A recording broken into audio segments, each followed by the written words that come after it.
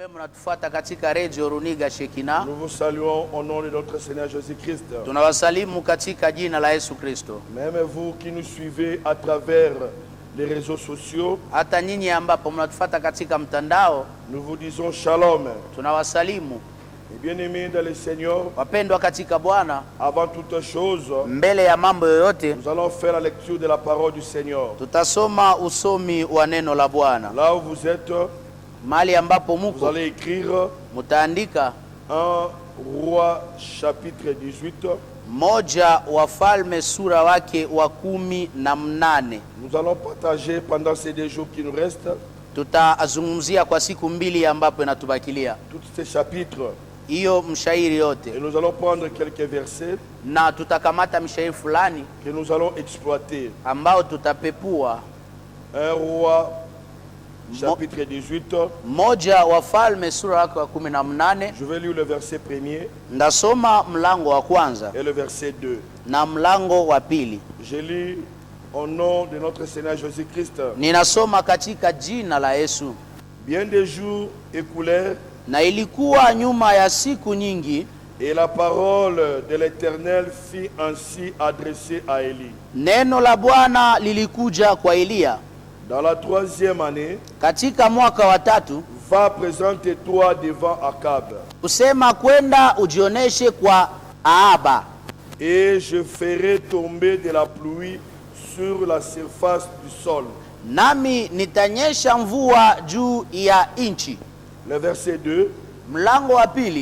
Et Élie alla pour se présenter devant Akab. La famine était grande à Samarie. Nous prenons encore le verset 30. Écoutez la parole du Seigneur. Asikilizeni neno la Bwana. Élie dit alors à tout le peuple. Kisha Elia aliwaambia watu wote, approchez-vous de moi. Munikaribie mimi. Et tout le peuple s'approcha de lui. Watu wote wakamkaribia. Et Élie rétablit l'autel de l'Éternel qui avait été renversé. Akatengeneza madhabahu ya Bwana iliyobomolewa. Parole du Seigneur. Neno la Bwana. Mais bien-aimés dans le Seigneur, mpendwa katika Bwana, l'Éternel est merveilleux et l'Éternel il est bon. Wa milele ni mwema.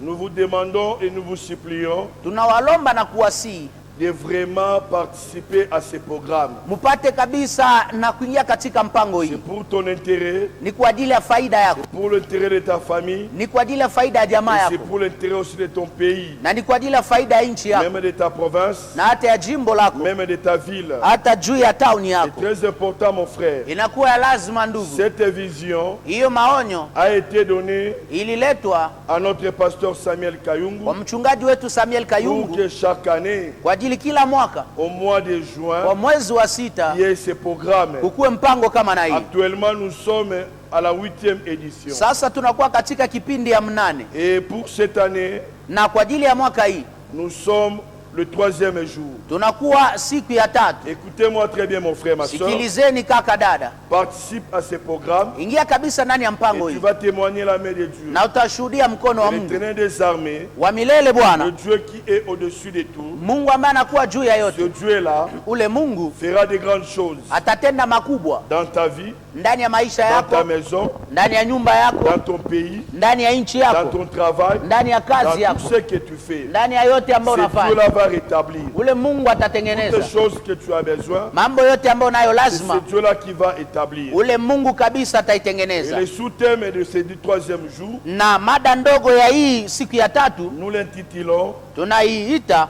le renversement de l'autel de l'Éternel. Mapinduzo ya madhabahu ya wa milele. Le renversement de l'autel de l'Éternel. Mapinduzo ya madhabahu ya wa milele. Le thème principal, mada kubwa, c'est inakuwa Jésus-Christ, Yesu Kristo, le Dieu de rétablissement. Mungu anayetengeneza. Et le sous-thème que nous abordons aujourd'hui, mada ndogo ambayo tutapepua leo au troisième jour, kwa siku ya tatu, c'est le renversement de l'autel inakuwa mapinduzo ya mazabau de l'Éternel. ya wa milele. Ça veut dire que l'autel de l'Éternel Ni kusema mazabau ya Bwana a été renversé. ilipinduzwa. Alléluia.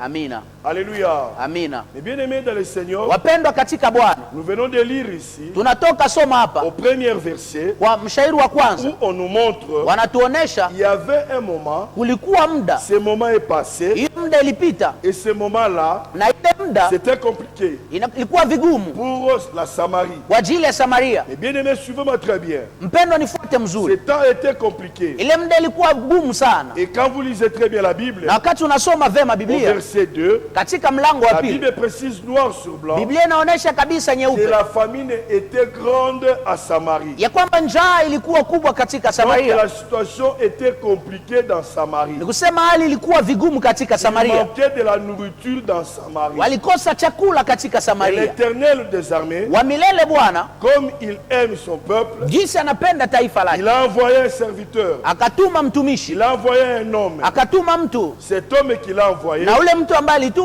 il s'appelle Élie. anaitwa Eliya. Aujourd'hui, Leo je ne parlerai plus sitazungumzia tena d'Élie Eliya comme Jésus-Christ. kama vile Yesu Kristo, Ça, c'était l'affaire d'hier. hiyo ilikuwa mambo ya jana. Mais l'Éternel, Lakini wa qui est milele notre Seigneur Jésus-Christ, ambaye anakuwa Yesu Kristo a envoyé un homme, alituma mtu, a envoyé son serviteur, alituma mtumishi parce wake, que Élie kwamba Eliya était le prophète. alikuwa Le nabii. prophète de qui? Nabii wa Le nani? prophète de l'Éternel. Unabii wa Bwana, C'est lui qu'on avait envoyé. na ni yeye ambaye walituma. Pourquoi on l'avait envoyé? Juu ya nini walimtuma? Parce que dans Samarie, Kwamba katika Samaria la première des choses, mambo ya kwanza c'est qu'on vient de nous montrer, yale ambayo natoka la tuonesha, famine était grande. njaa ilikuwa kubwa, La famine était grande dans Samarie. njaa ilikuwa kubwa katika Et Samaria. cette famine Na ile njaa provenait d'où? ilitoka wapi? Au verset premier, Katika mlango wa On kwanza montre wanatuonesha il n'y avait pas la pluie. ya kwamba hakuwa La mvua, pluie ne tombait pas. mvua ilikuwa À hainyeshi.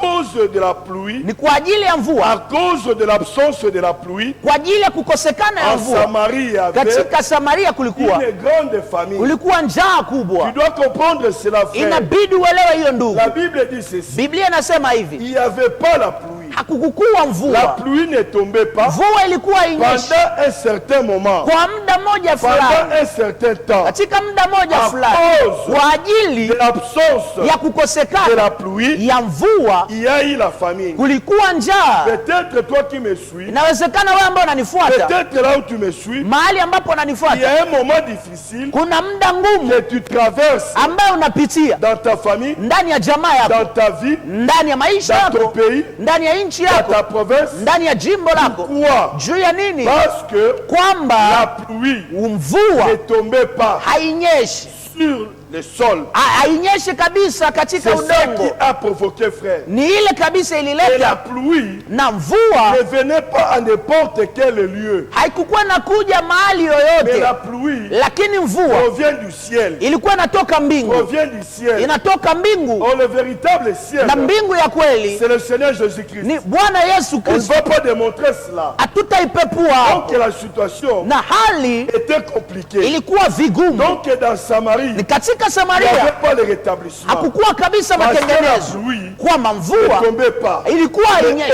auparavant, lakini il y mbele avait la pluie. kulikuwa En mvua. Samarie, Katika il n'y Samaria avait pas la famine. Il hakukukuwa n'y avait njaa, pas de problème. hakukuwa Mon shida. frère, ma soeur, Kaka, tu dada, peux se retrouver.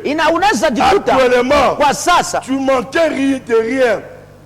Tu ne manquais de rien. na ulikuwa Tu ukose kitu, avais tout. ulikuwa na Et yote. subitement, Sasa kwa ghafla, actuellement, wala kwa ou sasa, dans cette période, wala kwa hii tu as kipindi, manqué du travail. na unakosa kazi, Tu as manqué quelque chose. unakosa kitu Tu moja mènes fulani, une vie compliquée. unaishi maisha Ne te ngumu, dérange pas, frère. na Ne te usijitatize, dérange pas, ma soeur. Le usijitatize Dieu dada. de la Bible, Mungu wa le Biblia, Dieu de ses programmes, Mungu wa hii mpango, Jésus-Christ, Yesu Kristo, le Dieu de rétablissement, Mungu il anayetengeneza, va rétablir. atatengeneza Il va kila kitu, rétablir. atarudisha Moi, upya kila j'aime kitu. c'est Jésus. Napenda Il huyu Yesu, rétablit là où anatengeneza ça ne va pas. mahali ambapo Il haiendi, rétablit là où il y a anatengeneza la famille. mahali ambapo Il kuko njaa, rétablit yanarudisha là où il y a upya des problèmes, mahali ambapo kuna mashida, yeye anatengeneza. la pauvreté, mahali ambapo kuna umaskini, anatengeneza. la maladie, mahali ambapo kuna njaa, anarudisha upya. la sécheresse, mahali ambapo kuna ukavu, anatengeneza. mahali ambapo kuna kosekana amani, ni hapo sasa inabidi Samarie, na huko Samaria, il n'y avait rien. Je t'apporte une bonne nouvelle. Na kuambia habari njema. Toi qui vis des temps compliqués, wewe ambao unapitia wakati ngumu, wewe ambao unateseka, toi qui as des problèmes, wewe ambao una mashida, que ce soit au travail, ikuwe katika kazi, que ce soit dans la famille, ikuwe ndani ya jamaa, je ne sais pas où, sijui kama wapi, je te dis, na kuambia c'est toi ni wewe qui est l'endroit spécial ambao unakuwa sheria pour que l'Éternel des armées ili Bwana rétablir des choses. apate na kutengeneza vitu. Il doit rétablir. Inabidi atengeneze. Il doit rétablir. Inabidi atengeneze. Mon frère, ma soeur. Kaka dada. La Bible dit. Biblia inanena. Il y avait la famine. Kulikuwa njaa. Une grande famine. Kulikuwa njaa kubwa. Et l'Éternel, na wa milele, par son amour, kwa upendo wake, par sa bonté, kwa wema wake, il a dit non, non, alisema hapa, je dois faire quelque chose. Inabidi nitende kitu moja fulani ndani ya Samaria. Il m'envoie de te le dire. Il m'envoie de te le dire. Ananituma nikwambie. Il va faire quelque chose. Inabidi afanye kitu moja fulani. Atatengeneza dans ta famille, ndani ya jamaa yako, dans ta maison, ndani ya nyumba yako, dans ton travail, ndani ya kazi yako, dans ta santé, ndani ya afya yako, dans ton pays. ndani ya nchi yako. Il va rétablir. Atarudisha upya. Il va rétablir. Atarudisha upya. Il va rétablir. Atarudisha upya. Parce que l'Éternel, kwamba milele iko anaona et il constate. Na iko anatafakari kabisa. Il y avait la famine. Kulikuwa njaa. Et personne na hakuna mtu ne pouvait être bien. Anaweza kakuwa mzuri. Mon frère, ma soeur, kaka dada, faites attention. Fanya angalisho. Faites attention. Fanya angalisho. Ne manquez pas ce programme. Usikose mpango. Ce programme est pour toi. Mpango ni yako. Le rétablissement est pour toi. Matengenezo ni yako. Dieu a l'obligation Mungu ana hiyo shuti de te rétablir. Ya kutengeneza de kabisa. rétablir ton travail. Ya kurudisha upya kazi de yako. rétablir ton santé. Ya kurudisha upya afya yako. Ta santé, pardon. Afya yako. De rétablir kurudisha tout ce upya qui est à toi. yako yote ambayo inakuwa. C'est très important, mon frère. Inakuwa lazima ndugu. C'est très important, inakuwa lazima dada. L'Éternel est là wa milele iko pale pour rétablir. Kwa ajili ya kutengeneza. En Samarie, katika Samaria, il n'y avait pas de pluie. Haukuwa mvua. Le ciel mbingu était fermé. Ilikuwa inafungwa. Le ciel mbingu ne donnait pas de la pluie. Ilikuwa itoe mvua. Il y a eu un problème. Shida pale. Et il y a eu un problème. Kulikuwa shida pale. Problème, hiyo shida. La pluie mvua ne tombait pas. Ilikuwa inyeshe. L'absence de la pluie kukosekana ya mvua ilileta nini? La grande famine. Ilileta njaa dans Samarie. Ndani ya Samaria. Alléluia. Amina. Alléluia. Amina. Et la Bible nous dit, Biblia inatuambia au verset 30, katika mlango wake wa 13, il y a eu un problème. Kulikuwa shida. Ce problème là, hiyo shida, quand Dieu a envoyé Élie, wakati Mungu alituma Elia, Élie a constaté quelque chose. Elia aligundua kitu moja. Quelle est la chose qu'il a constaté? Kitu gani ambapo Elia aligundua? Au verset 30, katika mlango wa 13, là où il dit, mahali ambapo anasema, je prends la partie B, na kamata sehemu ya pili, et Élie rétablit l'autel de l'Éternel qui avait été renversé.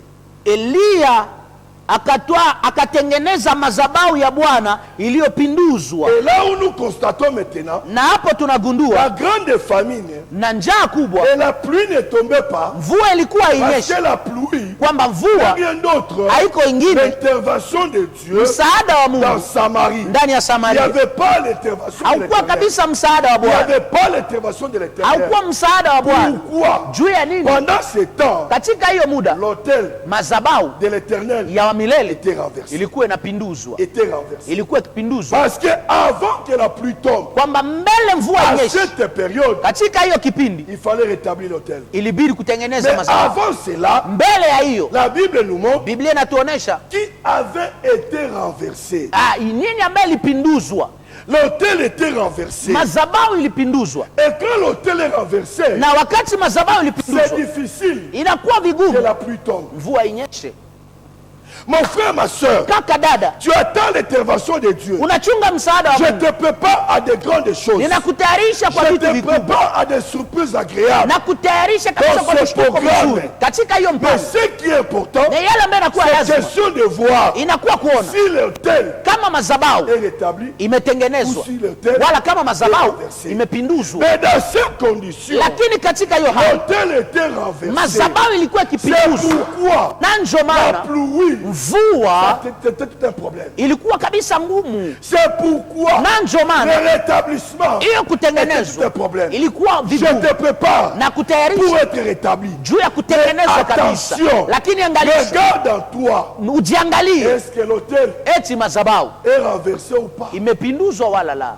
Donc ça veut dire que ni kusema kwamba l'autel mazabau n'était pas haikukua dans le sens approprié. Katika hali ya mzuri. L'autel mazabau était renversé. Ilipinduzwa. Et l'autel mazabau était inversé. Ilikuwa ikipinduzwa. L'autel mazabau n'avait pas sa bonne forme. Haikukua na hali yake nzuri. L'autel était renversé. Mazabau ilikuwa ikipinduzwa kabisa. Le renversement de l'autel. Mapinduzo ya mazabau ni kusema hivi. Tu ne vivras jamais le rétablissement. Hautaishi kabisa matengenezo ya Mungu. Le renversement de l'autel. Kupinduzwa mazabau. Tu ne vivras jamais. Hawezi ukaishi de grandes choses. Mambo makubwa. Tu ne vivras jamais. Hawezi ukaishi que la pluie tombe. Mvua inyeshe. Parce que la pluie. Kwamba mvua. Mais rien d'autre aussi. Haiko ingine. La bénédiction. Baraka. Tu ne vivras pas la bénédiction. Hawezi ukaishi baraka ya Bwana. Aussi longtemps. Kabla l'autel mazabau est renversé. Imepinduzwa. C'est ça le problème. Inakuwa hivyo shida. Toutes ces souffrances. Mateso yote hii. Toutes ces souffrances. Mateso yote hii. C'était à cause de quoi? Ilikuwa juu ya nini? Du renversement. Mapinduzo de l'autel. Ya mazabau. Et l'autel de qui? Na mazabau ya nani? De l'Éternel. Mazabau ya milele. Alléluia. Amina. C'est l'autel de l'Éternel. Ndiyo mazabau ya milele. Qui était renversé. Ambaye ilipinduzwa. Où? Wapi? En Samarie. Samaria. Où? Mahali gani? En Samarie. Samaria. C'est pourquoi ce soir, na ndio maana jioni ya leo, le troisième jour, siku ya tatu, troisième jour, siku ya tatu, je t'annonce frère, ninakutangazia de regarder ya kuangalia dans ta vie, ndani ya maisha, de regarder kuangalia dans ta famille, ndani ya jamaa, de regarder kuangalia dans ton avenir, ndani ya de regarder kuangalia dans ton pays, ndani ya nchi yako, si l'autel de l'Éternel kama madhabahu ya Bwana est renversé, imepinduzwa. J'ai dit frère, nakwambia ndugu, l'autel de l'Éternel madhabahu ya Bwana a été renversé. Ilipinduzwa. Élie a constaté le renversement de l'autel. Mapinduzo ya madhabahu. Très important frère. Inakuwa lazima. Très important ma soeur. Inakuwa lazima dada. L'autel madhabahu a été renversé. Ilipinduzwa kabisa. Et qui a renversé l'autel? Nani alipindua hiyo madhabahu? Alléluia. Amina. Qui a renversé l'autel? Nani aliangusha madhabahu? Quand nous voyons dans ce passage, wakati tunasoma hapa, il y a Akab. Unakuwa Akab. Qui était l'auteur? Ambaye alikuwa kabisa msimamizi ya mapinduzi. De quoi? Ya madhabahu. De l'autel. Ya madhabahu.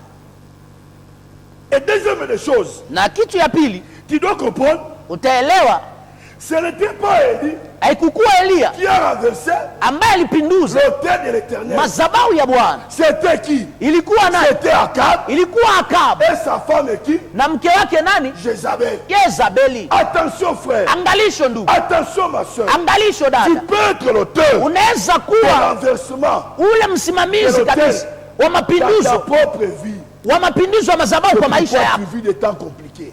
Na ndio maana nakuletea maisha magumu. Papa, baba, faites attention. Angalisho. Que tu puisses être usikue la personne mtu yule qui a renversé ambaye alipindusha l'autel de l'Éternel madhabahu ya Bwana dans ta maison. Ndani ya nyumba yako. Mon frère, kaka, attention. Angalisho. Tu peux être auteur. Unaweza kuwa renversement. Msimamizi kabisa ya mapinduzi ya madhabahu. Ta parcelle. Ndani ya nyumba yako. Ndani ya nyumba yako. Ndani ya kazi yako. C'est Akab. Ni Akab. Attention. Angalisho. Même dans ton ministère. Hata ndani ya huduma yako. Tu peux être auteur. Unaweza kuwa msimamizi ya mapinduzi de l'autel de l'Éternel. Ya madhabahu ya Bwana. Ici on a parlé d'Akab. Hapo anazungumzia Akab. Mais maintenant prends cette histoire. Sasa kamata hii hadithi comme la sienne. Kama vile yako. C'est Akab. Ni Akab qui a renversé. Ambaye alipinduza. Pourquoi je le dis? Juu ya nini nasema? Écoutez le verset 18. Sikia mlango wa 18. Je nous dis la Bible. Biblia inatuambia nini? Je prends le verset 17. Na kamata mlango wa 17. La Bible dit ceci. Biblia inasema, à peine Akab aperçut-il Élie qui lui dit. Na ilikuwa wakati Akabu alipoona Elia. Est-ce toi qui jettes le trouble en Israël? Akamwambia, ni wewe mwenye kutaabisha Israeli? Akab dit à Élie.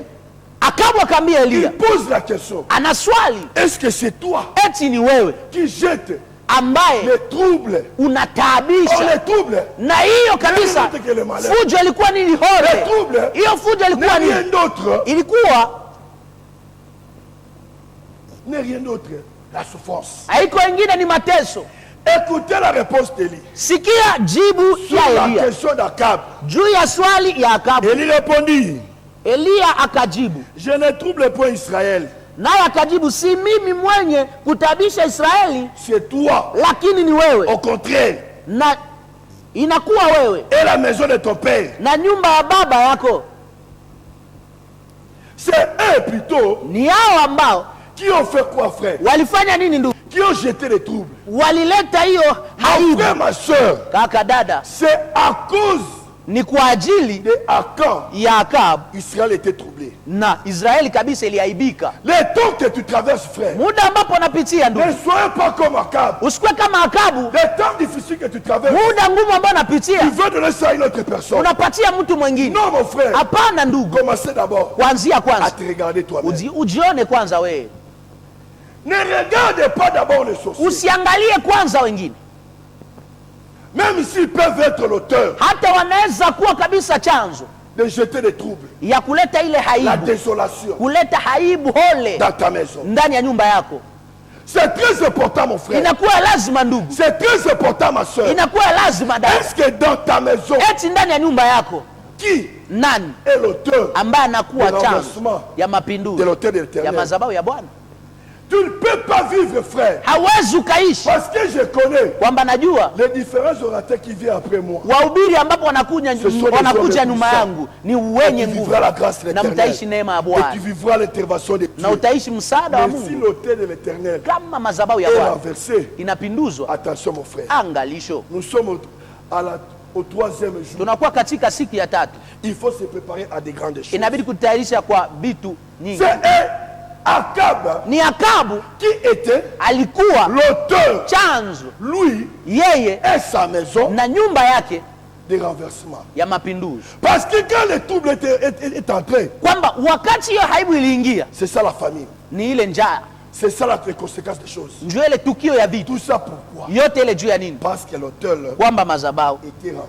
Ilipinduzwa. L'autel madhabahu n'était pas dans sa position. Haikukuwa katika hali yake. L'autel madhabahu n'était pas comme ça devait être. Haikukuwa gisi inaweza kuwa. C'est très important mon frère. Inakuwa ya lazima ndugu. Ce soir, jioni ya leo, écoute-moi très bien. Unisikilize mzuri. Je te prépare na kutayarisha pour des grandes choses. Kwa ajili ya vitu vikubwa. Mais la question majeure, regarde-toi. Ujiangalie, mtu wa kwanza ujiangalie wewe. Est-ce que l'autel de l'Éternel eti madhabahu ya Bwana est renversé? Inapinduzwa? Je ne parle pas de l'autel de Baal. Sizungumzie madhabahu ya Baal. Je ne parle pas de l'autel sizungumzie madhabahu des sorciers. Ya warozi. Mais je parle plutôt nazungumzia l'autel de l'Éternel. Madhabahu ya Bwana. C'est à cause d'Akab. Ni kwa ajili ya Akabu. Tout Israël. Israeli yote était dans les troubles. Ilikuwa ndani ya aibu. Dans les troubles. Ilikuwa ndani ya aibu. C'est pourquoi Élie dit. Na ndio maana Elia akasema. Le peuple n'était pas fixe. Taifa ikukuwa sawa kabisa. Derrière. Nyuma. Ya Baal sont là. Wabali walikuwa pale. Derrière. Huko nyuma tena. Ils étaient là. Wa milele alikuwa pale. Dans la confusion. Katika mafrakanisho. Juu ya nini? Parce que kwamba l'autel madhabahu est renversé. Ilipinduzwa. L'autel madhabahu de l'Éternel ya wa milele est renversé. Ilipinduzwa. C'est très important. Ni ya lazima. C'est quoi l'autel de l'Éternel? Madhabahu ya Bwana ni nini? Et quelle est l'utilité de l'autel? Na faida ya madhabahu ilikuwa nini? Mon frère, je te donnerai les différents versets. Ndakupatia mishairi fulani pour lire à la maison. Kwa ajili ya kusoma nyumbani. Premier verset. Mishairi ya kwanza. Genèse 8:20. Mwanzo. Genèse chapitre 8 verset 20. Mwanzo sura yake ya 8 mlango wa 20. Genèse 12 verset 8. Mwanzo sura yake ya 12 mlango wa 8. Genèse 26 verset 25. Mwanzo sura yake ya 26 mlango wa 25. Exode 29. Na Kutoka sura yake ya 29 verset 18. mlango wa 18. Exode 30. Kutoka 30 verset 20. mlango wake wa 20. Lévitique Walawi 4 sura wa 4 verset 37. Mlango wa 37. C'est là où nous allons comprendre. Ni hapo tutagundua c'est quoi l'autel de l'Éternel. Madhabahu ya Bwana ni nini? Premier élément. Kitu ya kwanza, tu dois comprendre l'autel de l'Éternel. Madhabahu ya Bwana c'est là où ni hapo on invoque l'Éternel. Wanapoalika Bwana. Premier élément. Kitu ya kwanza. Deuxième élément. Kitu ya pili, l'autel de l'Éternel. Madhabahu ya Bwana c'est là où ni mahali ambapo on sacrifie wanatoa les choses pures à l'Éternel. Vitu takatifu kwa Bwana. Troisième élément. Kitu ya kufata, l'autel de l'Éternel. Madhabahu ya Bwana c'est là où on sacrifie à l'Éternel. Ni mahali ambapo wanatolea Bwana. L'autel de l'Éternel. Madhabahu ya Bwana c'est là où on fait le service de l'Éternel. Ni mahali ambapo wanafanya kazi ya Bwana. L'autel de l'Éternel. Madhabahu ya Bwana c'est là où on consume par le feu. Ni hapo wanateketeza kwa moto les œuvres de l'homme. Kazi ya mwanadamu devant l'Éternel. Mbele ya Bwana. Et l'autel de l'Éternel. Na madhabahu ya Bwana c'est là où l'homme ni mahali ambapo mtu communique avec Dieu. Yeye anaongea na Mungu. L'autel de l'Éternel. Madhabahu ya Bwana c'est là où l'homme rencontre Dieu. Ni mahali ambapo mtu anakutanana na Mungu. Et si frère, na kama ndugu, cet autel est renversé. Hiyo madhabahu inapinduzwa. Comment tu vas te communiquer avec Dieu? Namna gani utaongea na Mungu? C'est impossible. Inakuwa vigumu. Si cet autel est renversé. Kama hiyo madhabahu inapinduzwa. Comment frère? Namna gani tu vivras le rétablissement? Utaishi matengenezo ya vitu vyote. L'autel de l'Éternel. Madhabahu ya Bwana c'est l'endroit ni sheria que l'homme se présente devant l'Éternel. Ambaye mtu anajionekanisha mbele ya Mungu. C'est cet endroit là frère. Ni mahali hapo ndugu. Et l'autel là, na ile madhabahu que Élie ambaye Elia devait rétablir, ilibidi atengeneze, c'était l'autel de pierre. Ilikuwa madhabahu ya mawe. Alléluia. Alléluia. Alléluia. Alléluia.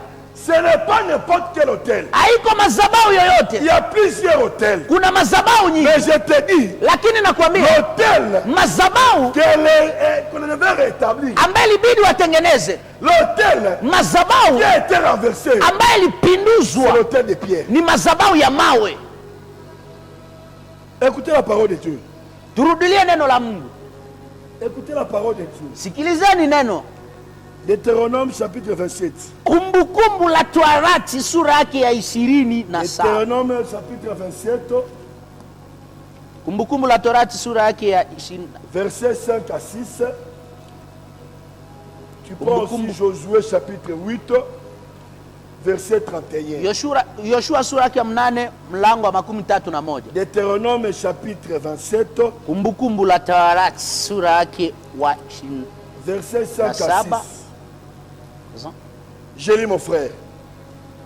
Là tu établiras un autel à l'Éternel ton Dieu. Deutéronome chapitre 27 à partir du verset 5 à 6. Mlango wake wa 5 mpaka 6. Écoutez la parole. Sikilizeni neno. Là tu bâtiras un autel à l'Éternel. Na pale utajengea Bwana Mungu wako madhabahu. Un autel de pierre. Madhabahu ya mawe. Sur lequel juu yayo tu ne porteras point le fer. Usitumie chombo cha chuma juu yake. Écoutez le verset 6. Sikia mlango wa 6. Tu bâtiras en pierre brute. Utajenga madhabahu ya Bwana Mungu wako kwa mawe yasiyochongwa. L'autel de l'Éternel ton Dieu. Madhabahu ya Mungu wako. Et tu offriras sur cet autel na utatolea Bwana Mungu wako de les holocaustes à l'Éternel ton Dieu. Sadaka za kuteketezwa. Mes frères et sœurs, kaka dada, l'autel madhabahu qu'on avait renversé de l'Éternel, ambaye walipinduzwa ya Bwana, c'était l'autel de pierre. Ilikuwa madhabahu ya mawe. Écoute-moi très bien. Unisikie vizuri. Quand Élie wakati Elia a commencé à rétablir, alianza tengeneza, il a pris des pierres. Alikamata mawe. Il a pris des pierres. Alikamata mawe. Donc frère, ni kusema ndugu, c'était l'autel de pierre. Ilikuwa madhabahu ya mawe. Maintenant écoutez-moi bien. Nisikie mzuri. Écoutez-moi bien. Nisikie mzuri. La Bible dit, Biblia inasema l'autel qu'on doit construire, madhabahu ambaye inabidi kujenga, l'autel qu'on doit bâtir, madhabahu ambaye inabidi kujenga, on va prendre des pierres. Watakamata mawe. Et ces pierres là, na ile mawe, et ces pierres là, na ile mawe, on ne passera pas les fer. Hawataichonga. Dans d'autres versions, kwa ingine dans la version Semeur, katika Biblia ya Semea, on parle de ces fers là comme les ciseaux. Wanazungumzia kabisa ile kuchonga kama vile ciseaux. Mais dans Josué, lakini katika Yoshua, on dit wanasema outils de fer. Wanasema kabisa yaliyochongwa. Donc frère, ni kusema ndugu, pour bâtir cet hôtel là, kwa ajili ya kujenga ile madhabahu, il fallait des pierres. Ilibidi mawe. Ces pierres là, na ile mawe ne devaient pas, haiwezi kamwe être taillées, kuchongwa. On ne devait pas faire passer le fer. Wasipitishe chuma. C'est ça cet hôtel là. Ni hiyo madhabahu. L'hôtel qu'on doit bâtir de pierres. Madhabahu ambayo inabidi kujenga na mawe. Ces pierres là frère. Ile mawe, Dieu a dit, Mungu alisema qu'on ne peut pas frère kabisa tailler ça wasiichonge avec les ciseaux de fer, wasiichonge kabisa na ciseaux, avec un outil de fer, wasiichonge kabisa na chuma. Donc tu prends seulement cette pierre là, ni kusema ni kukamata tu ile mawe tel que ça y est, jinsi iko, tu construis l'hôtel. Unajenga madhabahu. Si tu tailles ça, kama unaichonga, tu es en dehors, unakuwa nje kabisa ya mawe. Frère, ndugu, quel est cet hôtel là? Na ile ni madhabahu gani? Oh, la Bible nous dit, Biblia inasema d'Apocalypse, katika Ufunuo chapitre 22, Ufunuo sura yake ya 12, neno la Bwana on ne peut pas retrancher. Hawezi ukaiondoa. Oh, le véritable hôtel de l'Éternel, madhabahu ya kweli ya Mungu, c'est l'hôtel de pierre, ni madhabahu ya mawe, qui ne devait pas être taillé, ambaye haingelichongwa. C'est ça la parole de Dieu. Ni vile neno la Mungu. Mon frère, ma soeur, kaka dada, la Bible dit, Biblia inanena d'Apocalypse, katika chapitre 22, Ufunuo sura yake 12, à partir des versets 18 et 19, mlango wa 18 mpaka 19, et tu vas comprendre, utaelewa. La Bible dit, Biblia inanena que cette parole ya kwamba hii neno de ce livre de la prophétie, ya hiyo kitabu ya on ne unabii puisse pas ajouter, wasiongeze, on ne puisse pas retrancher, na wasiondoe, n'est rien d'autre que la parole. na iko ingine ni neno la Mungu. Mais bien aimé dans le Seigneur, Wapendwa katika Bwana, mais bien aimé dans le Seigneur, wapendwa katika Bwana, si nous parlons kama de tunazungumzia renversement de ya l'autel mapinduzi ya madhabahu de l'Éternel, ya wa milele, c'est lorsque ni wakati la parole de Dieu neno la Mungu est taillée, imechongwa, est tranchée. imetoshwa. L'autel de l'Éternel, l'autel de l'Éternel, madhabahu ya Bwana c'est la parole de Dieu. ni neno la Mungu. Tout ce que nous pouvons faire Yote ambayo tunaweza fanya au cours de cette période, katika hiyo kipindi, mon frère, ma soeur, kaka dada, faisons ça tuifanye à la lumière de la parole de kwa Dieu. kufuatana na mwangaza ya neno la Mungu, À la lumière de la parole kwa de Dieu. kufuatana na mwangaza ya neno la Mungu. C'est pourquoi, Na ndio maana, toujours pale dans un roi, katika mmoja wa Wafalme, chapitre 18, mmoja wa Wafalme sura yake ya 18, le verset 18, mlango wa 18, c'est très important, mon frère. kwa jina inakuwa ya lazima. L'autel de la pierre, Madhabahu ya mawe c'est ça la parole de Dieu. ni hivyo neno la Mungu, Parce que la parole de Dieu, kwamba neno la on ne Mungu peut pas ajouter, hawezi on ne peut ongeza pas retrancher. na hawezi Mais kama écoutez ce qui kuondoa. était passé en Israël. Nasikia jinsi neno nasema Dans un roi, katika mmoja wa Wafalme chapitre 18, sura yake ya le 18, verset 18. mlango wa 18. Et lui répondit, Naye alijibu, je ne trouble point Israël. si mimi mwenye kutaabisha C'est Israeli, toi. lakini ni wewe. Au contraire, Kwa kinyume, et la maison de ton père na nyumba ya baba yako qui trouble. ambaye mnasoma. Comment? Puisque vous avez abandonné les commandements de l'Éternel. Kwa sababu umeacha amri za Bwana. 2. Ya pili, Allez vers Baal, après Baal. nawe umefuata Bali. C'est-à-dire que Ni kusema les enfants d'Israël wana wa Israeli ont abandonné walienda la kuachilia parole de l'Éternel neno la Bwana pour suivre Baal. kwa ajili ya kufuata Bali. Ils ont taillé Walichonga cette parole hiyo neno en croyant que, kwa kuaminia kwamba, kwa frère, kuwazia kwamba Baal était Dieu. Bali alikuwa Mungu. C'est ça, frère. Ni hivyo ndugu, C'est ça, ma soeur. ni hivyo dada. Regarde dans ta famille. Angalia ndani ya jamaa yako, Est-ce que la parole de Dieu est là? neno la Mungu inakuwa pale Dans ton cœur, frère. ndani ya moyo wako. Est-ce que la parole de Dieu est là? Eti neno la Mungu iko, Abandonner, waachilia c'est de laisser. Quand quelqu'un commet le péché, il abandonne la parole de Dieu. Quand quelqu'un fait l'impudicité, il abandonne la parole de Dieu. Quand quelqu'un fait l'avortement, il abandonne la parole de Dieu. Quand quelqu'un vole, il abandonne la parole de Dieu. C'est ça le problème, frère. Qui a renversé? Qui a renversé? Qui a modifié la parole de Dieu? Écoutez la parole de Dieu, frère. C'est là où je vais clôturer. Dans Pierre, 2 Pierre, pardon. 2 Pierre, chapitre 3. Je prends le verset 16. 2 Petro sura wake wa 3 mlango wa 16. Écoutez ce que la parole de Dieu dit. C'est ce qu'il fait dans toutes les lettres. Kama vile vile katika barua zake zote. Il parle de ces choses. Akisema ndani yao. Dans lesquels katika il y a des points difficiles à comprendre, dont les personnes ignorantes et mal affermies tordent le sens. Katika barua hizi ni maneno yaliyo magumu kwa kufahamu. Watu wasie elimu, wasio imara, wanayegeuza. Voilà. Ils ont changé. Waligeuza. Ils ont changé quoi? Waligeuza nini? La parole de Dieu. Neno la Mungu. Ils ont donné un autre sens. Walileta hali ingine. Par qui? Na nani? Par les ignorants. Na wale ambayo wasiefahamu. Aussi longtemps. Na kabla la parole de Dieu. Neno la Mungu est mis de côté. Imewekwa pembeni. Aussi longtemps. Kabla la parole de Dieu. Neno la Mungu. Et on a changé de forme. Wanaibadilisha hali. C'est difficile. Inakuwa vigumu. Que la pluie tombe. Mvua inyeshe. C'est difficile, mon frère. Inakuwa vigumu kabisa. C'est difficile, ma soeur. Inakuwa vigumu. Voilà l'autel. Unaona mazabao a été renversé. Imepinduzwa. Ya kwanza. Par l'abandon. Kwa ajili ya kuachilia. De la parole de Dieu. Ya neno la Mungu. 2. Ya pili. Parce que le peuple. Kwamba taifa. Sont allés.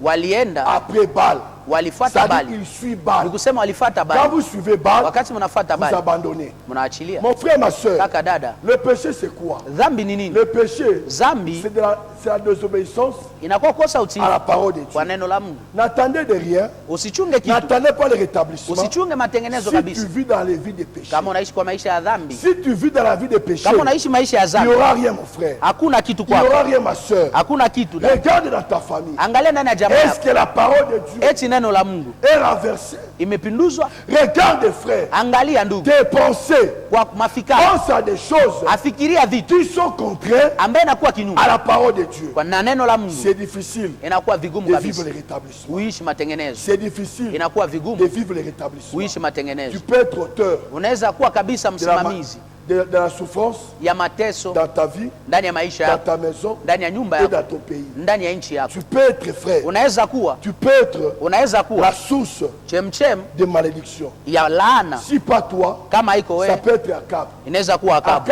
Akabu, à cause de lui, kwa ajili yake, le peuple a souffert. Taifa liteseka. Le peuple a souffert. Taifa liteseka. C'est pourquoi, frère, na ndio maana ndugu, ce moment, hii muda, c'est un moment capital. Inakuwa muda mzuri. Regarde en toi. Angalia ndani mwako. Je te juge pas. Sikuhukumu. Dieu est miséricordieux. Mungu anakuwa mwenye rehema. Il est riche à bonté. Anajaa na anakuwa upole katika hasira. Pale neno la Mungu.